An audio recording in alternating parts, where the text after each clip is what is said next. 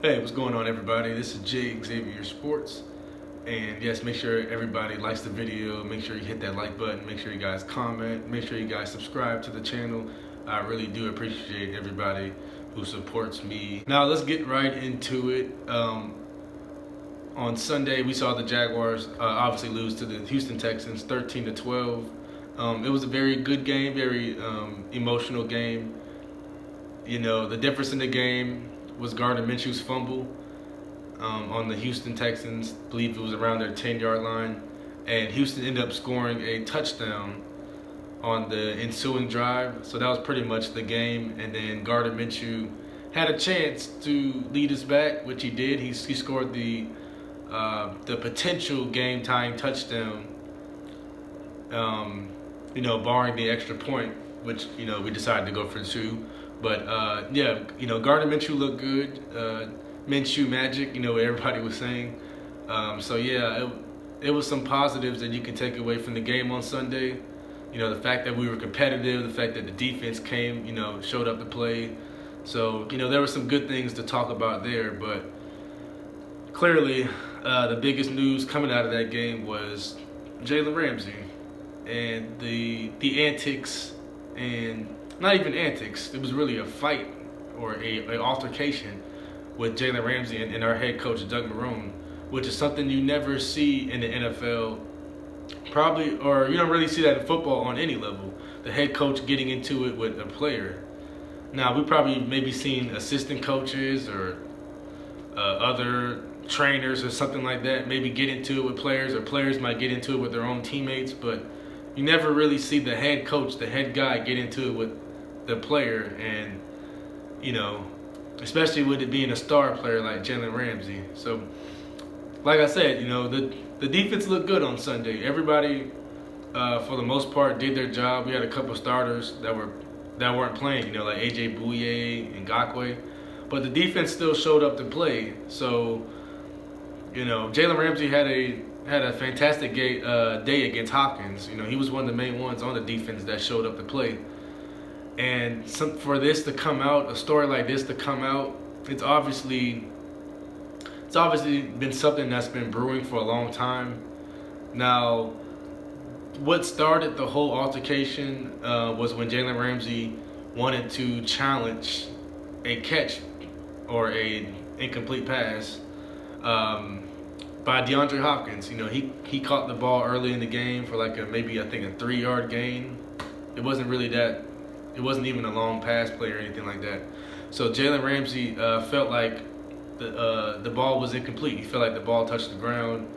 It felt like Doug Marrone should have challenged it maybe, and Doug Marrone wouldn't buck. He said after the game that we have people that confirm and that confirm things like that, and he felt like it wasn't a situation where they were going to win the challenge, so he didn't make the call.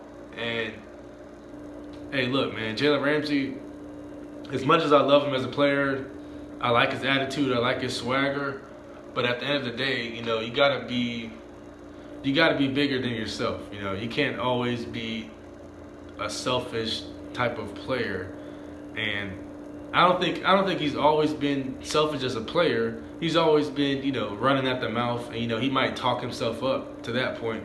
So I never really had a problem with his selfishness until now, and I'm not trying to sit here and rag on Jalen Ramsey for really anything, but just in this situation alone, you can't go after a head coach, especially for something as minor as trying to challenge, one play that's not going to affect the game.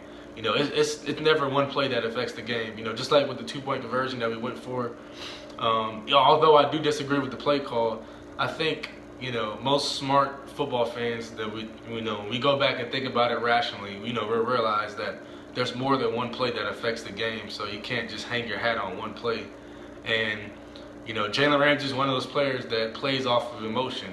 He is an emotional player. He's an emotional guy. So if he feels like he's been done wrong, or he feels like the world are against him, or if he feels like somebody's out there to get him, he's gonna respond in a way to where he's emotional. And that's what you saw with him and Doug Marrone.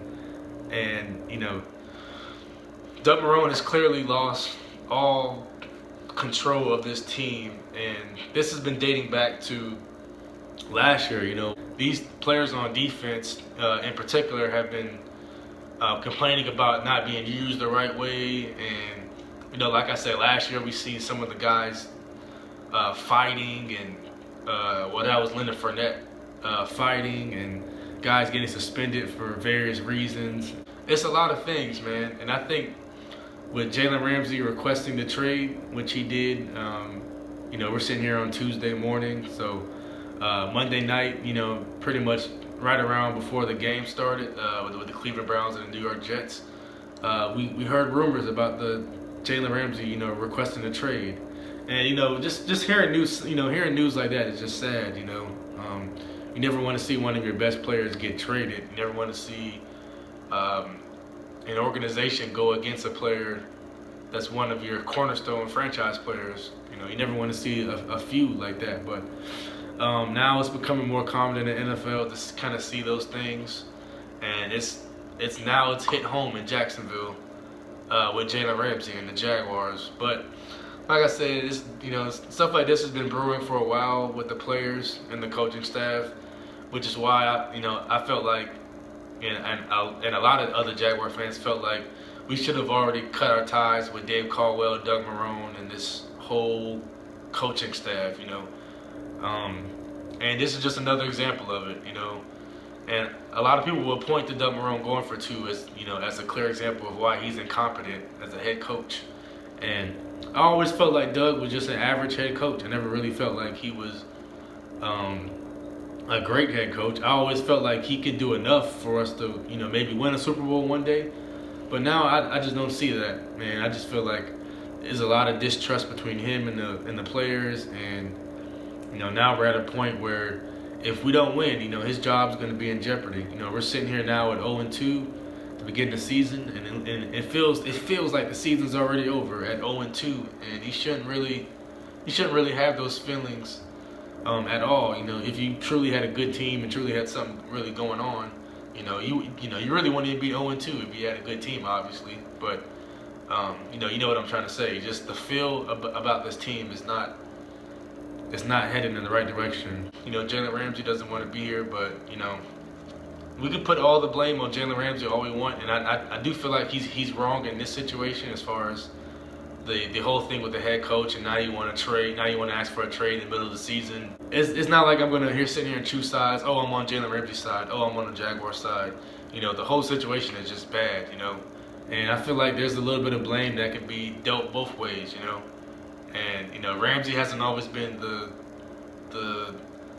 guy that everybody has really enjoyed. He showed up to the training camp in the Brinks truck, wanting to get paid, which is nothing wrong with that, but you can see how that can irk some people. Last year he came out, he said, basically half the league was trash, half of the quarterbacks were trash, and he came out and voiced his opinion on that. Even as a rookie, we saw him, got in altercations with Steve Smith, and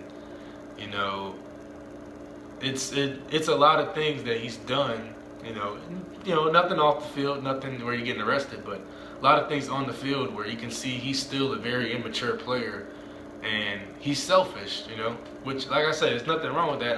I don't really necessarily think that's a bad thing. It's nothing wrong with a player looking out for himself, but if you're looking out for yourself to a point where it's you're trying to be bigger than the team, and that's not a good thing. So we play Tennessee this Thursday night football. It's going to be on primetime national TV. So I don't know if Jalen Ramsey is going to play.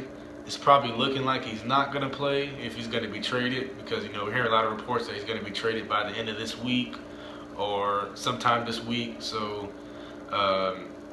it doesn't look like Jalen Ramsey is going to be a Jaguar here in the near future or the distant future.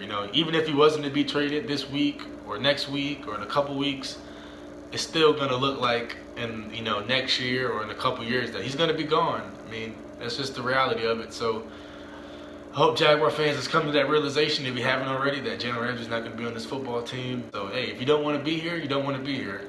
I love Jalen Ramsey, but I support the Jags, number one. And bottom line is we gotta move on. And Hopefully by the by the time the season over, hopefully we have a good season. But if we don't have a good season, hopefully we've moved on from our own. Dave Caldwell, Tom Coughlin. I feel like all those guys need to go today. But you let them play it out. You see if they can win some games, go on a run. Obviously, you never know, but it just looks like this whole coaching staff and Jalen Ramsey is probably not going to be here by the end of this year. That's all I have to say about it. That's the only thing I have on that. I know it's a depressing time right now, it feels like, but keep your heads up. We still got a long season to go. We are now 0-2, but let's see if we can beat Tennessee this Thursday, make it 1-2, and get this thing rolling. Jay Xavier Sports signing off.